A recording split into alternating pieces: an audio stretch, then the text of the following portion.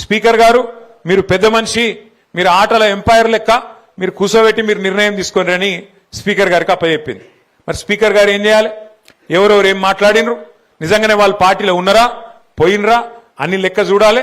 కండువ కప్పుకున్నాడా లేదా కాంగ్రెస్, ఇది కాంగ్రెస్ పార్టీలో తిరుగుతుండా లేదా, వాళ్ళతో రాసుకొని పూసుకొని తిరుగుతుండా లేదా, ఏం మాట్లాడిండు, ఇవన్నీ చూసుకొని ఒక నిర్ణయం తీసుకొని ప్రకటించాలి. కుల్లా చెప్తున్నారా ఎమ్మెల్యేలు 10 మంది ఆ పార్టీలో చేరినాక, కాంగ్రెస్ పార్టీలో చేరినాక వాళ్ళు మాట్లాడిన మాటలు, వాళ్ళ నోట్లకెళ్ళి వచ్చిన మాటలు, మైకులో చెప్పిన మాటలు బొచ్చెడున్నాయి. ఆ కడియం శ్రీహరి గారు అని ఒక పెద్ద మనిషి ఉన్నాడు స్టేషన్ కాన్పూర్లో, ఆయననైతే ఓపెన్ గా చెప్పిండు. ఏమని? నేను అభివృద్ధి కోసం కాంగ్రెస్ పార్టీలో చేరినా అని చెప్పి కుల్లా చెప్పిండు. అట్లాగే పోచారం శ్రీనివాసరెడ్డి గారు మన ప్రభుత్వంలో 5 ఏళ్లు మంత్రి, 5 ఏళ్లు మరి స్పీకర్. ఆ పెద్ద మనిషి చెప్పిండు, ఢిల్లీ దాకా పోయి రాహుల్ గాంధీని కలిసి బయటకు వచ్చి చెప్పిండు. ఏమని చెప్పిండు?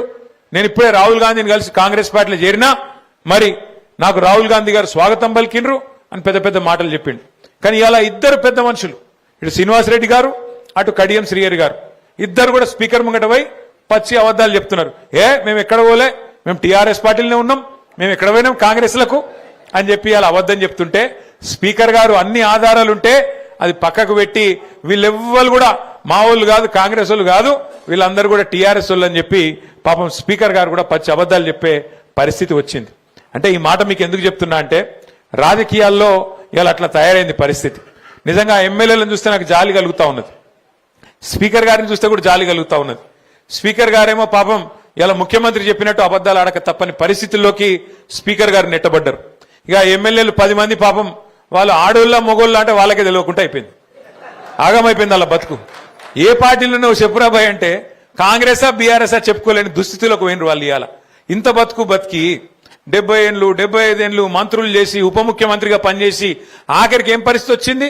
ఏ పార్టీలు ఉన్నవాయా అంటే చెప్పుకునే పరిస్థితి లేదు. ఇలా పోచారం శ్రీనివాసరెడ్డి గారికి, కడియం శ్రీహరి గారికి. ఇక అది కూడా ఒక బతికేనా నాకు తెలియక అడుగుతా.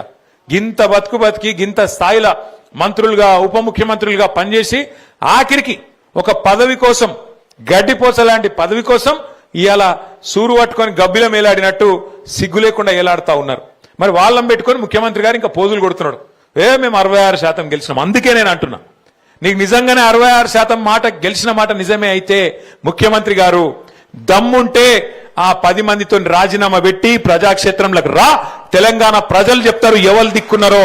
రైతులను, తెలంగాణలోని బీసీలను, తెలంగాణలోని ఎస్సీ ఎస్టీలను, తెలంగాణలోని మహిళలను మోసం చేసినందుకే ఇలా గ్రామ పంచాయతీ ఎన్నికల్లో కూడా నీకు కర్రుగాల్చి వాత పెట్టింది.